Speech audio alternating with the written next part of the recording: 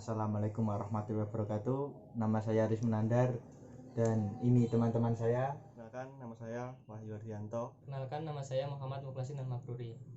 Perkenalkan, nama saya Fikri Irfan Dani. Di sini saya akan menjelaskan tentang bab kemiskinan dari matkul pemberdayaan ekonomi. Poin pertama, fenomena kemiskinan. Kemiskinan adalah keadaan di mana terjadi ketidakmampuan untuk memenuhi kebutuhan dasar seperti makanan, pakaian, tempat berlindung, pendidikan, dan kesehatan. Kemiskinan dapat disebabkan oleh kelangkaan alat pemenuh kebutuhan dasar atau sulitnya akses terhadap pendidikan dan pekerjaan. Berkaitan dengan fenomena kemiskinan di Indonesia, umumnya mereka yang tergolong miskin adalah kelompok masyarakat yang berpendidikan rendah dalam hidup di daerah pinggiran. Karena pendidikan rendah dan menempati sektor grafis yang jauh dari penguasaan aset-aset produksi, maka sangat sulit bagi mereka untuk memperoleh pekerjaan yang layak. Problem kemiskinan di Indonesia merupakan masalah sosial yang relevan untuk dikaji terus-menerus dan berbagai upaya telah dilakukan. Beragam kebijakan dan program telah disebar dan diterapkan oleh pemerintah dalam menanggulangi masalah kemiskinan ini, sehingga tidak sedikit jumlah dana yang telah dikeluarkan demi mengurangi kemiskinan. Di sini saya akan melanjutkan penjelasan dari teman saya, yaitu poin yang kedua, proses kemiskinan. Penyebab kemiskinan sangat kompleks sehingga perspektif dalam melihat berdasarkan persoalan real dalam masyarakat tersebut. Persoalan real dalam masyarakat biasanya karena adanya kecacatan individual dalam bentuk kondisi dari kelemahan biologis, fisiologis, maupun kultural sehingga dapat menghalanginya untuk memperoleh peruntungan dapat memajukan hidupnya. Kelompok yang masuk dalam golongan yang tidak beruntung yaitu kemiskinan fisik yang lemah, kerentanan, keterisolasian, dan ketidakberdayaan. Adapun faktor-faktor penyebab munculnya kemiskinan antara lain yaitu 1. Kemiskinan muncul karena adanya ketidaksamaan pola kepemilikan sumber daya yang menimbulkan distribusi pendapatan yang timpang. Selanjutnya 2. Kemiskinan muncul akibat perbedaan dalam kualitas sumber daya manusia yang rendah, berarti produktivitasnya rendah, yang pada gilirannya upah rendah. Yang ketiga, miskin muncul karena akibat perbedaan akses dalam modal. Selanjutnya, poin yang ketiga adalah angka kemiskinan. Penghitungan jumlah penduduk miskin selama ini dilakukan dengan pendekatan pemenuhan kebutuhan dasar yang diterjemahkan dengan pendekatan garis kemiskinan pendapatan dan garis kemiskinan konsumsi. BPS atau Badan Pusat Statistik menentukan garis kemiskinan berdasarkan pengeluaran rumah tangga yang nilainya sekitar Rp211.726 pada Maret 2010 atau Rp233.740 per kapita per bulan Maret 2011. Maka seseorang disebut miskin jika pengeluaran kurang dari sekitar 8.000 per hari. Berdasarkan ukuran itu, jumlah penduduk miskin di Indonesia menurun sekitar 1 juta dari 31 juta atau 13,33% tahun 2010 menjadi 30,2 juta pada tahun 2011. Tabel menunjukkan penurunan kemiskinan nasional secara perlahan dan konsisten, namun pemerintah Indonesia menggunakan persyaratan yang tidak ketat mengenai definisi garis kemiskinan, sehingga yang tampak adalah gambaran yang lebih positif dari kenyataannya.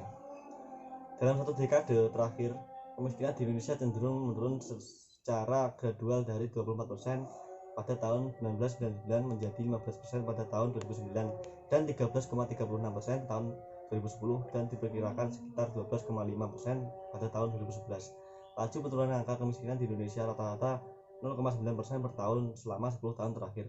Artinya, besarnya penurunan angka kemiskinan di Indonesia umumnya mengikuti tren global, yakni berlangsung perlahan. Saya akan sedikit menjelaskan tentang program penanggulangan kemiskinan. Berbagai upaya untuk mengatasi kemiskinan telah dilakukan oleh pemerintah yang diaplikasikan dalam wujud kebijakan dan program-program baik yang bersifat langsung maupun tidak langsung. Kebijakan yang bersifat langsung yaitu berupa program yang langsung diberikan kepada masyarakat miskin. Contohnya seperti BLT, bantuan langsung tunai, dan raskin atau beras miskin. Sedangkan kebijakan yang tidak langsung contohnya seperti Jamkesmas, program IDIT, dan program BOS. Program penanggulangan kemiskinan diberikan untuk pemenuhan kebutuhan dasar masyarakat miskin yang diarahkan pada pemenuhan pelayanan penyediaan fasilitas pendidikan, kesehatan, dan infrastruktur dasar. Contohnya, pelayanan pendidikan bagi keluarga miskin. Pelayanan pendidikan kepada keluarga miskin bertujuan untuk membebaskan biaya pendidikan bagi siswa yang tidak mampu dan meringankan bagi siswa yang lain agar mereka memperoleh pelayanan pendidikan yang lebih bermutu sampai tamat dalam rangka penuntasan wajib 9 tahun belajar. Kemudian pelayanan kesehatan bagi keluarga miskin. Pelayanan kesehatan kepada keluarga miskin bertujuan untuk meningkatkan akses pelayanan kesehatan bagi seluruh penduduk miskin dengan terselenggaranya pelayanan kesehatan gratis di puskesmas maupun di rumah sakit. Kemudian penyediaan prasarana dan sarana desa.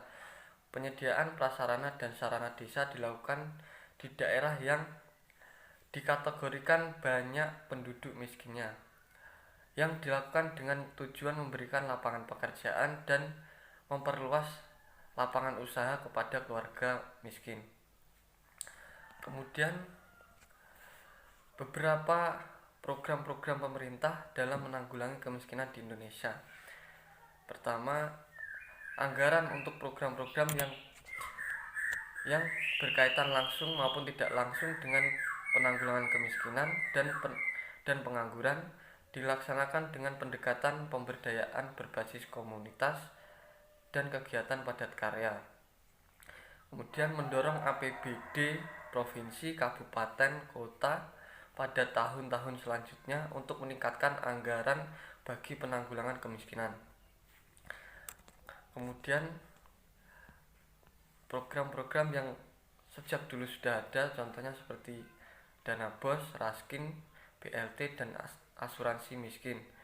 Kemudian PPK, P2KP, PPIP, SPADA, dan diperkuat dengan program-program kementerian dan lembaga terkait. Kemudian percepatan pembangunan infrastruktur, revitalisasi pertanian, perikanan, kehutanan, dan pedesaan. Kemudian program nasional pemberdayaan masyarakat mandiri atau PNPM mandiri. Mungkin sekian yang dapat saya sampaikan. Bila ada kurangnya mohon maaf. Wassalamualaikum warahmatullahi wabarakatuh.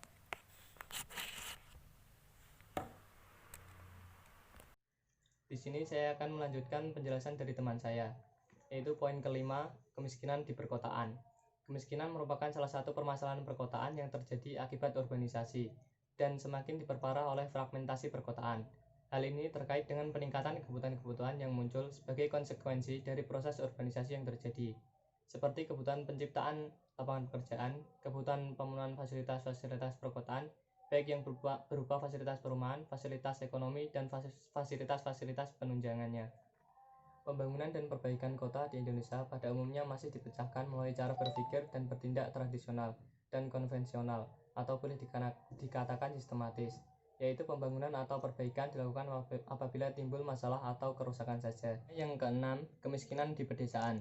Kemiskinan di Indonesia dan seluruh dunia berfokus di daerah pedesaan. Di Indonesia, penduduk miskin sebagian besar berada di daerah pedesaan, yaitu 14,7% dari total penduduk Indonesia. Sementara di perkotaan, penduduk miskin sebesar 8,6%. Jalan keluar bagi negara berkembang untuk mengurangi jumlah penduduk miskin di daerah pedesaan erat kaitannya dengan peningkatan produktivitas di bidang pertanian maupun di bidang non-pertanian atau cara bermigrasi ke daerah perkotaan. Ada beberapa penyebab umum kemiskinan di pedesaan, antara lain 1. Tingkat pendidikan serta kualitas pendidikan masyarakat yang masih rendah. 2. Rendahnya aset yang dikuasai oleh masyarakat pedesaan. 3. Pelayanan sarana dan prasarana pedesaan yang kurang memadai. 4. Terbatasnya kesempatan untuk melakukan usaha di pedesaan. 5. Lemahnya pembangunan berbasis masyarakat dan lemahnya koordinasi di dalam pembangunan pedesaan itu sendiri. Sekian penjelasan dari kelompok kami. Apabila ada yang mau ditanyakan, silakan ditanyakan. Dan apabila dari awal hingga akhir ada kesalahan kata, kami mohon maaf yang sebesar-besarnya. Sekian dari kami. Assalamualaikum warahmatullahi wabarakatuh.